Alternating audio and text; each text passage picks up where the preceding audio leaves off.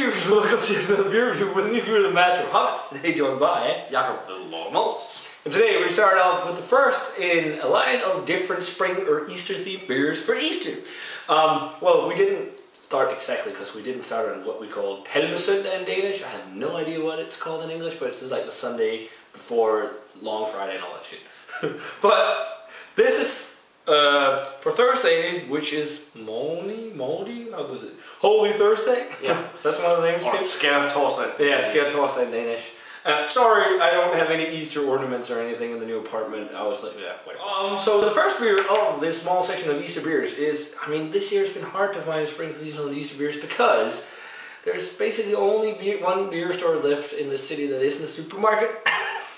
And they decided this year that they weren't going to get so much Easter themed beers. And this is the thing we've done ever since we started, like Easter themed beers for Easter. You have Christmas themed beers for Christmas. Yeah. So on to the beer. Today we're looking at the Jacobsen Forårsbryg. Basically it's a spiced red ale on 6.2%, I believe. 3%, yeah, right? Made by Carlsberg. Now, I haven't had this one before. I haven't had much of the Jacobsen series, but we picked this up. Might as well get to it, you know. Yeah. Get some of the supermarket stuff reviewed for you guys and see if it is as good as some of the other stuff. But just because you buy it in a supermarket doesn't mean it has to be bad. No. But this is a spiced red ale. They spice it with woodruff, which is like a flower. Skomærke, it's called in Danish. And then they use wheat, of course, barley malts and rye malts in there as well. And then it's Husbryggeriet and gold in. So, yeah, should be interesting. So we'll see how it is. So, we got the Jacobsen Forårsbryg board, and it looks like a red ale. Yeah, clear. Actually, really nice looking. Yeah. Clear kind of copper color. Yeah. And a nice frothy head, especially in your glass. Like, what do you call that? Beige? Beige, yeah. Yeah, so huge. Yeah, if you can, you want to check out the aroma. Yeah.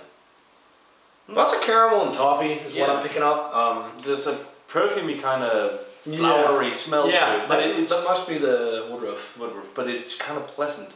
And I can definitely see that it kind of smells like jasmine or something like that. Yeah. It's very well balanced. I'm getting the caramel toffee notes. I'm not really getting grapefruit. Maybe a slightly grassy hoppy character, and maybe a little bit of pininess. Just a little bit. Just also generic green leaf hop. Yeah, and then there's some kind of a very slight smell of rye. Yeah, so like spicy rye. I don't smell the wheat, but I think it's because rye dominates over that. It smells pretty decent actually. So let's give it a try. Cheers.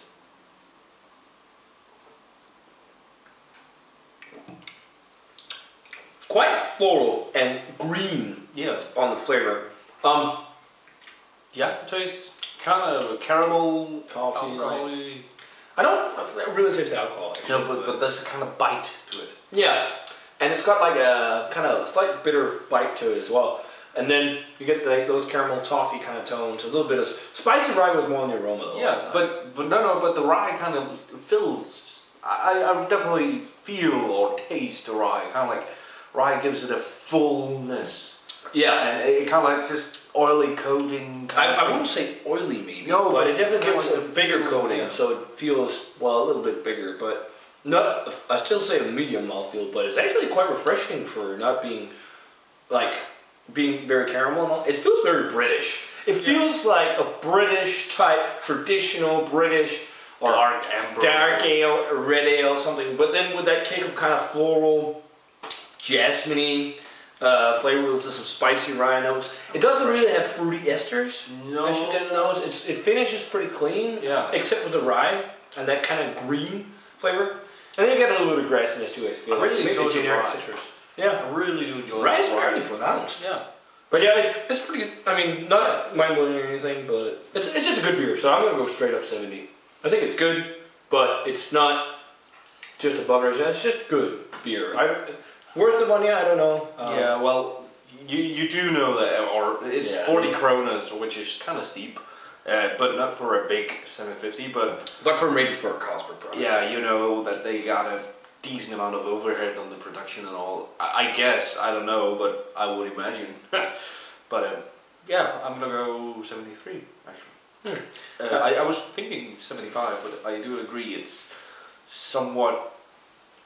Well, mostly because of the rye, but as you said, there's it's not amazing. No, but nice everyday kind of beer and good for everyone. Yeah. So yeah, guys, definitely let us know what do you think about the Husbryggeriet Jacobsen Forårsbryg if you've had it.